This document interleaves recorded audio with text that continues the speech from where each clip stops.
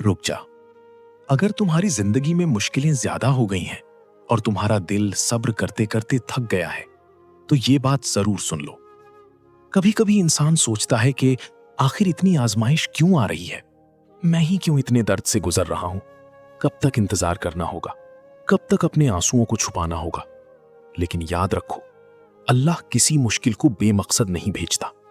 हर आजमाइश के पीछे कोई ना कोई हिकमत होती है, जो शायद आज तुम्हारी समझ में ना आए, लेकिन कल वही चीज तुम्हारी खुशी की वजह बन सकती है।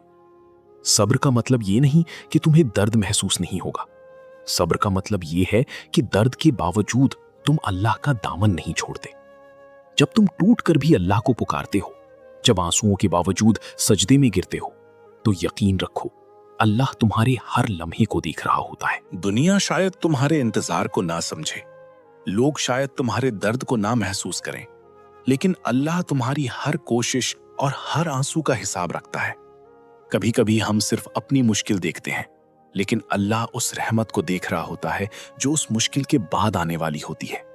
इसलिए जब जिंदगी भारी लगे तो बस इतना कह देना, या अल्लाह मुझे सब्र अता फरमा और मेरे लिए वो फैसला कर जो मेरे हक में बेहतर है।